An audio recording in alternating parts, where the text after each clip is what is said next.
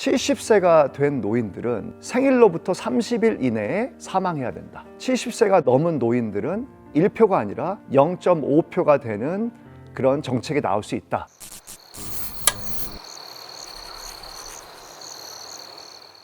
안녕하세요. 대학에서 사회학을 가르치고 있는 사회학자 구정우입니다.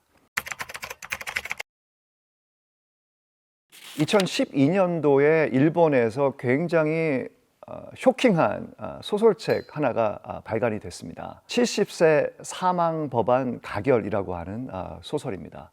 이 소설은 뭐냐면 2020년도를 이제 상황을 가정을 한 겁니다. 그래서 고령화에 따른 사회 갈등이 극단으로 치달은 이 일본 사회에서 2020년도에 어떤 일이 벌어질까? 70세가 된 노인들은 생일로부터 30일 이내에 사망해야 된다. 또 이것을 위해서 정부가 조력을 하죠. 이 법안이 통과되는 상황을 가정한 소설입니다. 그러면서 이제 이 가족 간에 이제 많은 갈등들이 일어나는데요. 생일을 얼마 앞둔 70세 노부인은 이제 공포감에 떨게 되고요. 그다음에 부모 부양을 하던 어머님은 약간 안도감을 느낍니다. 그리고 10년 정도 이제 삶이 남은 아버지는 나머지 삶을 행복하게 살아야지 하면서 삶에 대한 계획을 세우고요. 그다음에 이제 어린 아들은 아무 생각이 없습니다. 이런 소설이 나오면서 노인에 대한 우리 사회의 태도, 노인 혐오, 고령화에 대한 부작용들에 대한 공론이 만들어지고 있죠. 자, 2044년, 20년 후로 한번 가보죠. 정치 갈등 이런 것들이 다 해소가 안 되면 20년 후에 어떤 일이 벌어질까? 자, 70세 0.5표. 그러니까 지금은 1인이 1표를 던지는데 70세가 넘은 노인들은 1표가 아니라 0.5표가 되는 그런 정책이 나올 수 있다라고 제가 상상을 한번 해봤습니다. 그 이유는 젊은 당 같은 그런 정치 집단이 나와서 이런 것들을 요구를 할 수 있을 것 같아요. 젊은 세대의 인구가 굉장히 적고 노인 세대의 인구가 많아지기 때문에 20년 후에는 70세 노인의 인구가 20세, 30세 젊은 층의 인구를 합친 것보다 인구가 더 많습니다. 그래서 이 노인들이 자신들이 원하는 정치인들을 선출을 하고 이 정치인들이 이 노인들이 원하는 방식으로 이 복지를 강화한다 그러면 젊은 세대는 계속 당할 수밖에 없다라고 하는 거예요. 계속 세금만 내고 이러면서 사회 영향력도 행사할 수 없는 상황이 된다. 그래서 1인 1표라고 하는 그런 정책의 인재는 민주주의가 아니라 오히려 불평등을 강화하는 메커니즘이 될 수 있기 때문에 70세가 넘은 노인들은 0.5표 헌법 개정을 이제 제안을 하는 상황이 될 수 있다라고 하는 겁니다. 지금 입장에서 봤을 때는 말도 안 되는 거죠. 이거는 인권 침해고 그다음에 헌법에 보장된 보통선거, 평등선거에 위배되는 그런 심각한 문제입니다. 하지만 20년 후에도 똑같은 상황이 될까요? 아닐 수도 있을 것 같습니다. 한 온라인 커뮤니티에 이제 사진 한 장이 올라왔습니다. 이 사진에 보면 노 시니어 존이라고 적혀 있습니다. 60세 이상 노인 출입 불가라고 적혀 있었고요. 그 옆에는 뭐가 있었냐면 반려견 환영이라고 되어 있습니다. 이제 노인들이 이제 금수만도 못한 세상이 됐다. 이러면서 노인에 대한 차별, 혐오, 씁쓸하다. 이런 이제 온라인 댓글들이 많이 올라왔었죠. 어떤 내용들이 있었냐면 카페가 이제 중소도시에 있는 작은 카페였어요. 근데 카페를 운영하는 분이 여사장이었는데 늘 들르는 이제 노인들이 있어서 이 노인들이 가끔씩 이제 이런 말들을 했다고 그래요. 카페 사장이 예쁘니까 커피도 맛있네. 이런 식으로 이제 농담들을 했다는 거죠. 그러니까 이 여사장은 놀란 거예요. 성희롱적인 발언이잖아요. 근데 이게 계속 반복이 됐다라고 하는 겁니다. 그러니까 어떻게 보면 정당방위라고 하는 것도 우리가 배제할 수 없습니다. 노 키즈존이라고 하는 것도 있었습니다. 과거에 이제 아이들이 이제 뛰어노는 음식점이라던가 카페 이런 데서 아이들의 출입을 금지하는 그런 존을 만든 건데 노 키즈존 같은 경우에는 이제 르몽드지에서 크게 보도를 했죠. 우리 사회가 뭔가 이 보이지 않는 곳에 어떤 칸막이를 만들고 개인과 집단을 배제하고 배척하는 이런 사회 분위기 이런 것들이 한국에서 굉장히 심각하게 진행되고 있다. 그러면서 이게 아동한테 그치는 게 아니라 중년, 노년 그리고 카공족 이런 것들이 만들어지고 있다라고 하는 것이죠. 이러면서 우리 사회가 뭔가 남들을 배제하고 우리 사회 집단들을 좀 배척하는 이런 분위기가 다른 나라보다 더 심각한 분위기로 만들어지고 있다. 이런 것들을 저희가 알 수 있습니다. 노인 관련 댓글 한 2만 건을 연구한 그 최근의 연구 결과가 있는데요. 이 연구에 보면 온라인 공간에서 그 노인에 대한 어떤 발언들, 혐오적인 표현들, 비하 표현들 이런 것들이 무엇이 있었나 이런 것들을 이제 조사하고 분석한 그런 연구라고 할 수 있는데요. 거기서 이제 노인한테 사용된 형용사들을 한번 모아봤습니다. 힘든, 무식한, 나쁜, 무서운, 힘없는, 아픈, 이상한, 불쌍한, 부끄러운, 한심한, 안타까운, 추한, 뻔뻔한, 역겨운, 더러운, 못된, 교활한, 잔인한, 그러니까 이런 정말 어마어마한 부정적인 형용사를 한꺼번에 모아놓은 건 전 처음 봤어요. 이 형용사가 노인을 대상으로 쓰여졌다는 데 대해서 저는 너무 충격을 받았습니다. 이럴 정도로 우리 사회가 이 노인을 바라보는 시선이 굉장히 부정적이라고 하는 것들이에요. 이런 것들이 온라인 공간에서 널리 쓰이고 있다고 하는 것이 노인 혐오의 현주소를 보여주고 있다고 생각을 합니다. 노인들이 우리 사회의 약자이기 때문에 그렇습니다.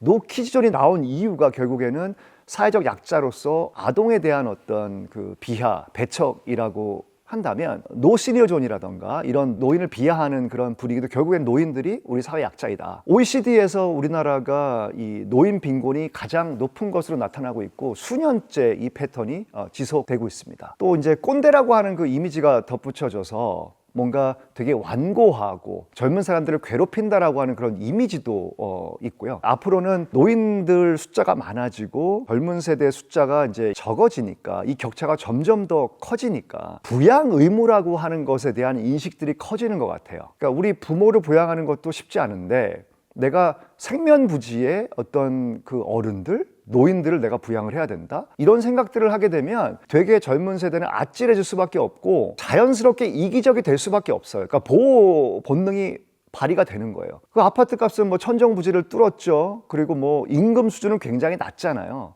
그리고 교육을 위해서 투자해야 되는 시간들이 굉장히 늘어나다 보니까 이 부양 의무라고 하는 것을 떠올리게 되면 젊은 세대가 이제는 굉장히 어떻게 보면 스트레스 받는 상황이 되는 겁니다. 그 또 한 가지 이유 중에 하나는 뭐냐면 노인들을 경험할 수 있는 기회가 별로 없어요. 교류하는 어른들 있으십니까? 또 노인들 있으세요?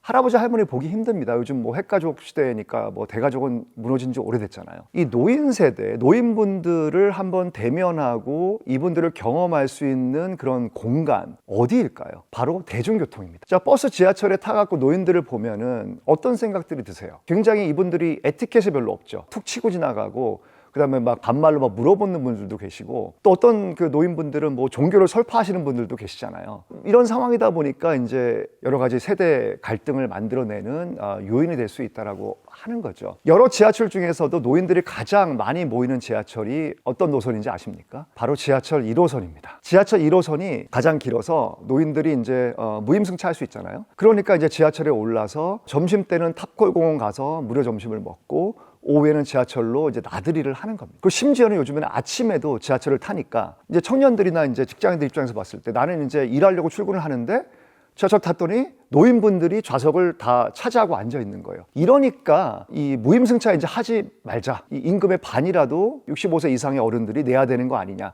이런 의견들이 나오고 있다라고 하는 거죠. 일단 노령층이 어떤 노력을 해야 되느냐. 제 생각에는 국민연금 수령 시기도 늦춰야 되는 거고 그 사이에 더 일을 해야 되고 그 과정에서는 임금을 좀 줄여서 받아야 되고 이런 것들을 통해서 자기의 어떤 삶에 대해서 좀 더 그 책임지는 자세로 삶을 살아가야 됩니다. 또 여기에 대해서 젊은 세대도 공감을 하고 정년 연장, 재고용 연장 이런 것들이 굉장히 중요한 방법이라고 생각합니다. 이게 되게 재밌는 게 해외를 보면 은퇴자들이 일을 더 하려고 하지 않아요. 이제 프랑스 같은 경우에 이제 몇 년 전에 마크롱이 이제 연금 개혁을 했잖아요. 그래서 62세에서 64세로 이제 연금을 받는 그 기간을 늘렸습니다. 그렇게 했더니 이제 전국적으로 이제 완전히 시위가 일어나고 관공서 방화 일어나고 약탈이 일어나고 이런 것들이 일어났던 것이죠. 그 이유는 내가 더 일하기 싫다. 내가 왜 더 일을 해야 되느냐. 기본적으로 연금에 의존해서 나는 나머지 삶을 그냥 편안하게 살고 싶다. 이런 식의 이제 태도를 갖고 있다라고 하는 거죠. 근데 유독 한국과 일본에서 은퇴하신 이 노령층은 일을 더 하고 싶어 합니다. 그러니까 말하자면 좀 책임 있는 삶을 살고 싶어 하는 거예요. 젊은 세대에 대해서 민폐 끼치고 싶지 않다. 근데 오히려 이런 것들이 오히려 더 문제가 되고 있어요. 그러니까 민폐를 끼치면 안 된다라고 하는 그 생각들이 너무 강하다 보니까 고독사하는 분들이 생기는 거예요. 자, 그런데 여기서 이제 우리가 명심해야 될 것이 뭐냐면 젊은 세대 일자리와 노령 세대 일자리가 제로섬 게임이 되면 안 돼요. 근데 이 부분 되게 중요한데 저희가 60세 정년 연장을 한 지가 몇 년 안 됐잖아요. 그 이후에 이제 노동연구원이 연구 결과를 발표를 했는데 60세 정년 연장을 하고 나니까 젊은 세대의 일자리가 약 16%가 줄었다라고 하는 그 조사 결과를 발표했습니다. 이게 뭘 의미할까요? 기본적으로 정년이 연장이 되면은 젊은 세대 일자리가 줄어들 수 있다라고 하는 그 리스크에 대해서 이야기를 하고 있는 겁니다. 이 두 가지가 다 중요한 거예요. 젊은 세대의 여러 가지 그 어려운 점들, 각자 도생, 생존 경쟁, 여기서 구해내려고 그러면은 일자리를 제공하는 게 중요합니다. 노년 세대도 마찬가지예요. 일자리를 제공해야 좀 더 책임 있는 삶을 살 수 있다라고 하는 것이죠. 이 두 가지를 같이 우리가 이루어야 되는 좀 절박한 처지에 있다. 노년 세대가 더 일을 하고 그러면서 국민연금을 더 늦게 수령을 하고 세금도 더 내고 이런 식의 시스템이 만들어진다 그러면 젊은 세대도 좋은 거예요. 이런 부양 의무가 줄어드니까 정년 연장이라던가 재고용 연장을 하게 되면은 내 일자리가 줄어든다 이렇게 생각할 것이 아니라 그러니까 시스템을 만들면 되는 거거든요. 이거에 대해서 무턱대고 안 된다라고 할 거는 아니라는 말씀을 꼭 드리고 싶습니다. 자, 일본이 사실은 굉장히 이 정년 연장이라던가 재고용 연장에서 성공한 케이스예요. 고령화를 우리보다 훨씬 더 빨리 경험을 했잖아요. 그러니까 60세 이상 정년 연장도 우리보다 한 20년 빨리 했어요. 요즘 일본은 65세에서 70세까지 정년 연장, 그다음에 고용 연장을 하는 것이 요즘은 좀 트렌드이자 방향입니다. 그래서 가령 이제 토요타 같은 경우에는 정년 연장을 70세까지 연장하겠다라고 하는 그런 방침을 발표했고요. YKK라고 하는 지포회사로 알려져 있는 이 회사 같은 경우에는 정년 자체를 아예 폐지했습니다. 전설이라고 하는 그 스미토모 그룹의 이제 자회사인데요. 이 그룹 같은 경우에는 이 정년 연장이나 재고용 연장을 했을 때 임금 수준을 55%에서 80%로 조정하는 그런 안을 운영을 하고 있습니다. 이러면서 젊은 세대로부터 이제 어느 정도 합의를 도출을 했어요. 동의를 얻어냈고 임금 피크제 이런 방식이 아니라 기업의 처지에 따라서 다양하게 대응하게 한 겁니다. 그래서 임금을 깎는 그 정도도 기업별로 다 다르고요. 이런 다양한 방식으로 기업이 대응할 수 있도록 했고 그 과정에서 노사가 합의할 수 있도록 유도를 했다. 이 부분이 굉장히 흥미로운 지점인 것 같고 우리도 정년 연장을 논의를 할 때 반드시 일본의 사례를 참고를 해서 우리가 이 정책을 만들어야 될 것으로 생각을 합니다.